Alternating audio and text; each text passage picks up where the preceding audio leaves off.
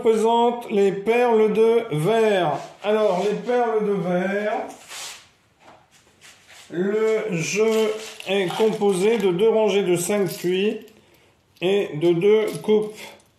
Dans chaque puits, vous allez mettre un pion noir et une gemme. GE 2ME. Donc les pions noirs sont pas les mêmes, mais on s'en moque. C'est pas grave, ça n'a pas d'importance du tout. C'est pas grave du tout. L'important, c'est qu'il y en ait bien un dans chaque. Aussi, en plus, je crois que j'en ai assez de cela. Voilà. Pour qu'on ait tous les mêmes. Voilà, comme ceci. Et on a dans chaque case des gemmes. Alors, on a des gemmes jaunes qui ne valent qu'un point. Des gemmes vertes qui valent 2 points. Des gemmes rouges qui valent 3 points, 4 points. Des bleus 3 points. Donc, de toute façon, on va les mettre dans l'ordre de leurs points.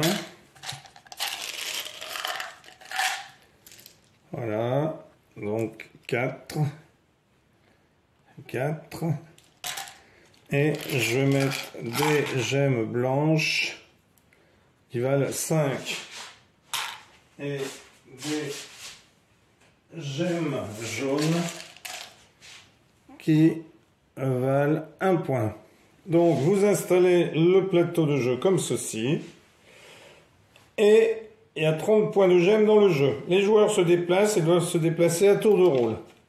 À son tour de jeu, un joueur choisit un trou du côté de son plateau, donc ici pour moi. Et je vais ramasser les perles et les semer une à la fois dans les autres trous du plateau en me déplaçant ici. Donc je prends les 2 ici, j'en pose une ici et une ici.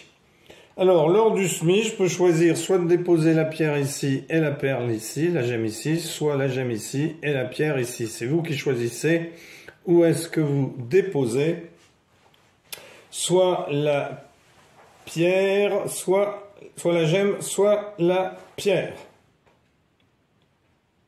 Alors attention, on peut pas mettre plusieurs pierres dans la même... Alors à part, hein, je peux pas par exemple, si j'en ai beaucoup, je peux pas mettre mes 2 ici. Hein. Par contre, lorsque j'en aurai beaucoup, si j'arrive à faire un tour complet, eh bien, je serai bien obligé de redéposer à chaque fois, même si j'ai déjà déposé dans un des puits. Capturer. Si la dernière perle semée est une pierre, donc un pion noir ici, qui tombe dans une fosse du côté de l'adversaire, c'est-à-dire moi de l'autre côté. Et si la fosse contient exactement une perle, c'est-à-dire, imaginons que je me déplace ici, hop, il y a une gemme, eh bien, je récupère la gemme que je mets ici dans ma réserve. Et je regarde avant s'il n'y a pas qu'une gemme dans le puits d'avant, mais bien entendu chez l'adversaire. Voilà. Alors... le type de capture dépend de la perle unique dans la dernière fosse. S'il s'agit d'une gemme, elle est capturée et placée dans la coupe. Donc ici pour moi. C'est ce qu'on appelle la capture directe. Si c'est une pierre, le joueur peut choisir n'importe quelle gemme. Si par exemple ici j'étais tombé sur une pierre noire, eh bien je peux choisir n'importe quelle gemme dans n'importe quel trou de l'adversaire.